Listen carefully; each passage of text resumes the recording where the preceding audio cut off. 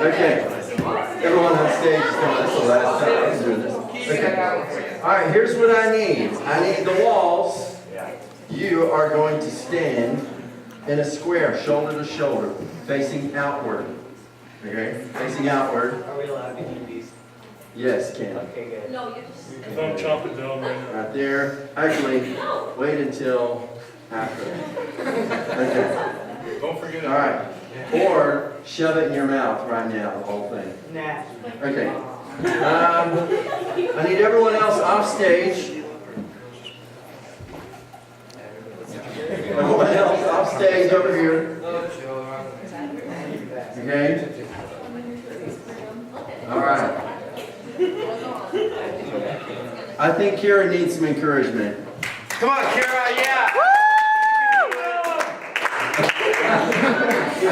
Joe, now we're trying to scare her. All right. Okay. I gotta wear it. This is too small. It hit my head. And I'll just hang it up. Joe. There we go. It fit mine. It totally fit my head. What does that say? That Kira has more brains in her head. Oh. All right, here we go. Ladies and gentlemen, we have the story of Joshua and the Battle of Jericho. Jericho was a well-fortified city, enclosed by 4 impressive walls. I mean, look at those impressive walls. The walls fit together very snugly and were tightly shut up.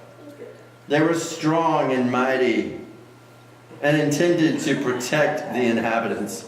The walls intimidated outsiders who approached them. Let's have an outsider approach them.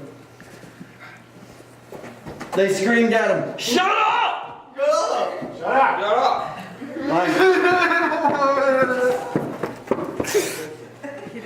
And it scared those people, and they ran away crying, covering their faces. Well done. The walls would shout to strangers when they got closely, "Shut up!" Yet, if you listen closely, you could hear the walls creak and cramp. The only person brave enough to come out of hiding was Rahab, the town flirt. Shut up! Shut up! She actually lived in the town, so you didn't have to. She wasn't a stranger. Okay, so Rahab, she climbed up and sat on top of the walls. With some help, the walls helped her climb up. Like they gave her a foot lift. I don't know. How are we going to do this? Just go inside with them. After this break from our... After this short commercial break. Alright, y'all gotta be stable. New episode of Jeopardy! 6:30, 7:30 Central. She sat on the loop and...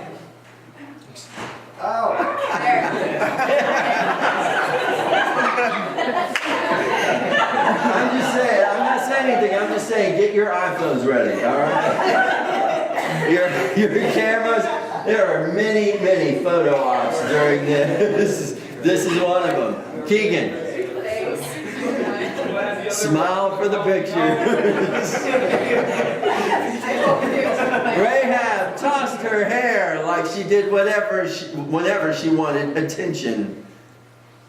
This time, however, she wasn't merely flirting, she had some espionage to do. That means spying. She took a long red rope from around her neck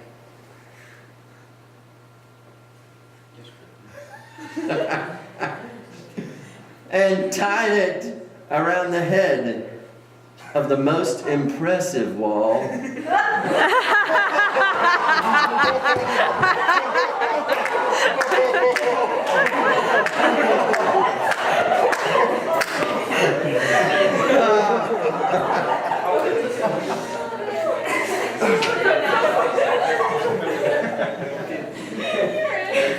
You're still cool though, Keegan. You're doing the most work right now, so. The rope was a signal to the invading army that she alone was to be spared and from the impending destruction. Meanwhile, Joshua, the hip DJ, Joshua, the hip DJ and general of the Israelite army, stood at a distance, pondering the impregnable city before him. How can he possibly conquer such a sturdy structure? Suddenly, in a moment of rapturous enlightenment, Joshua got an idea. The idea made him leap about for joy. Grabbing his squeeze bottle of mustard, Oh, yuck. This is bad already. he mustered his troops. Get it? By squeezing it right up their noses.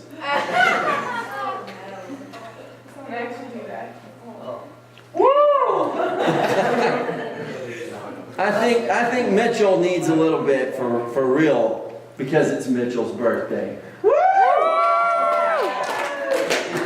This is your birthday present from youth group. No, don't actually do that. That's so mean. You should have told him it's his birthday.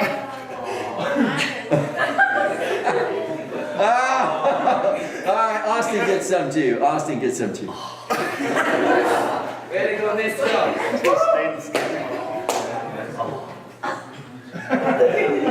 Oh, the troops were mustered.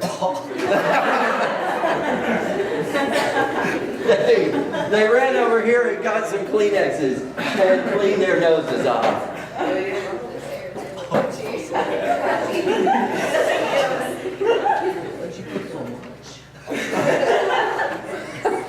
And then they showed it to the audience. No, please go.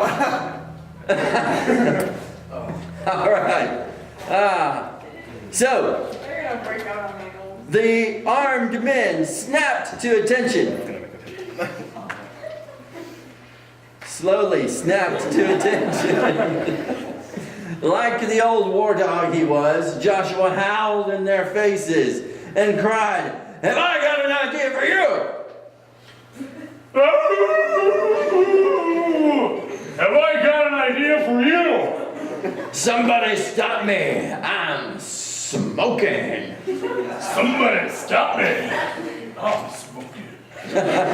The plan was simple. Joshua lined up his forces for a spiritual parade, a kind of soul train that would topple the walls of Jericho. The armed men lined up first.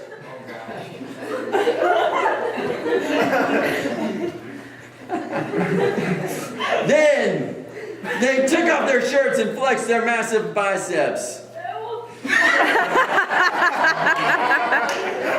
They rolled up their sleeves and flexed their massive biceps.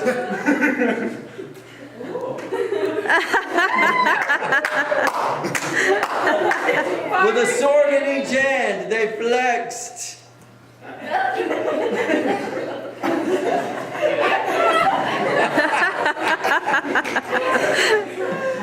Next came the two priests.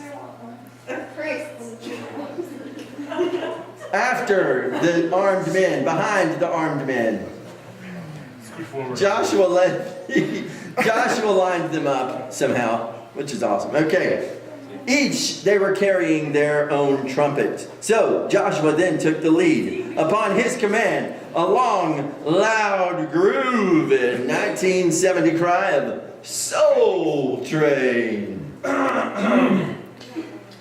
Soul Train. The parade moved out. Once a day, for 6 days, they marched around the city. Shut up. As they marched, the audience counted their laps in Spanish. Uno, dos, tres, cuatro, cinco, seis. At the end of the march, the priests lifted their trumpets, licked their lips, their own lips, and blew those trumpets. The trumpets produced a hideous blood-curdling blast. It was awful. There was one blow and one blast for each of the 6 laps around Jericho. You mean 6 of them. Meanwhile, all this noise made Rahab hungry. She began eating the red rope tied around the wall. Ew.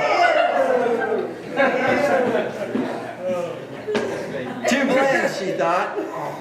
She yelled down to Joshua. She said, "Pardon me, Pardon me. but would you have any gray poupon?" Which Joshua got off the conga. That's a reference. Watch out, guards and priests. Sorry, Keegan. Gray poupon. Oh, thanks. Yep. She opened it up. Oh, dear. Oh, dear heavens. About Slowly, Yeah, I don't think that one's going to help me much. carefully, surgically, It ain't happening. with the help of Joshua, she opened up the gray poupon and dipped the rope in the gray poupon. Yay. I'm sorry. And it took a great big bite. Yeah! Well done, Kira. Let's hear it for Kira. She yelled down to Joshua. Man, that was good. That she has to. The final march was the biggest of all. On the 7th day, Joshua reassembled his troop in the original parade order back down under the screen. Shut up.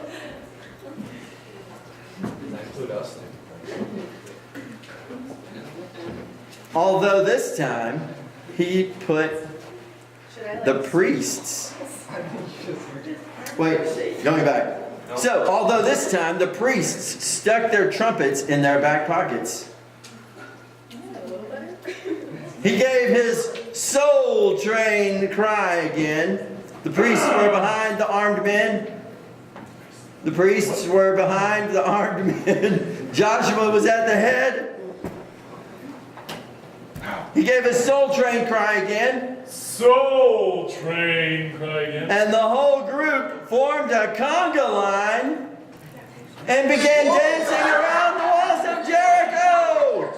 Any longer, come on, shake your body, baby, do that conga. No, you can do it any longer.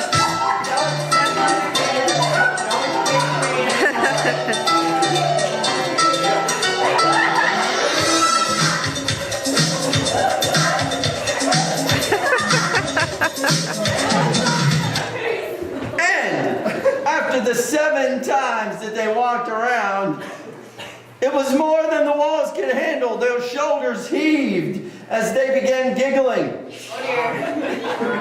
guffawing, and finally belly laughing. Hilariously at the poor Joshua and his ridiculous Jewish Cuban dance.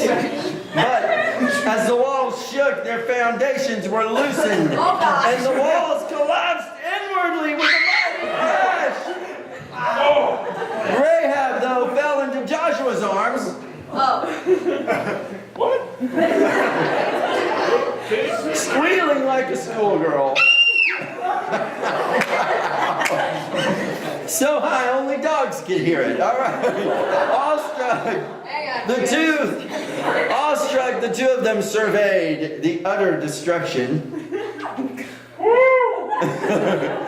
Then they joined the others as the entire procession did the conga off stage and into the sunset. Shake your body,